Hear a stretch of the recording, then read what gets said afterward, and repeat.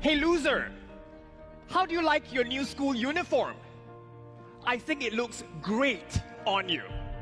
When I go to school, my high school bully Greg would stop me in my tracks during recess and would tell me, I'm going to so get you outside, I'm going to knock you in your teeth, punch you in the gut, and laugh at your sorry behind. Ever wondered why bullies always felt the need to tell you the exact sequence they're going to bully you? My friends, whenever I heard those words, my hand would tremble. Have you ever felt so fearful that you could not eat or sleep? At age 16, Greg was 6 feet tall and weighed 240 pounds of what I can only presume to be biological insulation. I tried everything I could.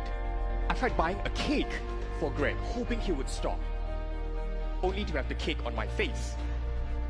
I tried telling the teacher about it, only to have Greg torment me even more. I even tried taking up taekwondo and karate, but only to break my wrist while trying to hit a thin plank. My friends, just as I was about to give up, my aunt gave me words of wisdom. She said, the way to deal with bullies is not to hide or run. The way to deal with bullies is to outsmart and outlast. It was like a light bulb in my mind that went bing! I can do that.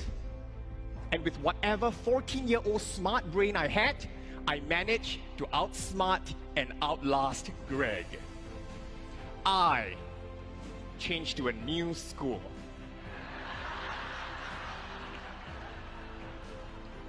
Several years later, after my encounter with Greg, I met a bigger bully, a better bully, a stronger bully. And this bully, no matter what I do, I could not get rid of it.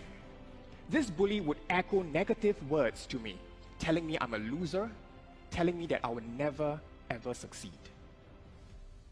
My self-esteem would be so damaged that some days I would just want to lie in bed, not wanting to get up. Have you felt that way before? This bully knew my schedule so well and would stalk me 24/7. And I could not run away from this bully because this bully resides here. The bully is inside me. My friends, as much as we try to deny it, we are our toughest and strongest bullies.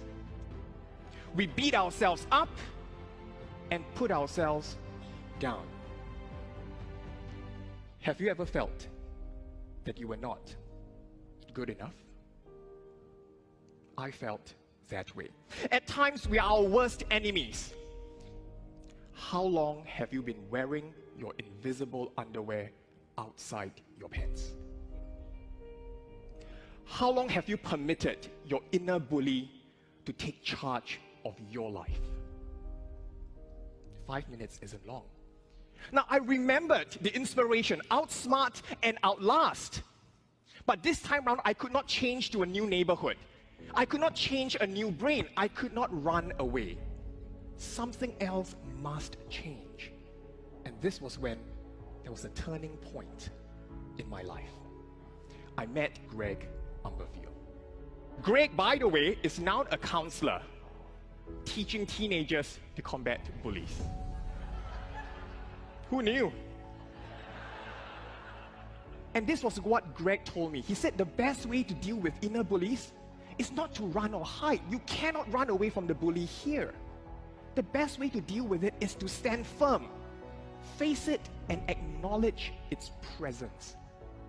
When you do so, you are no longer identifying with it. You are stepping out and observing it.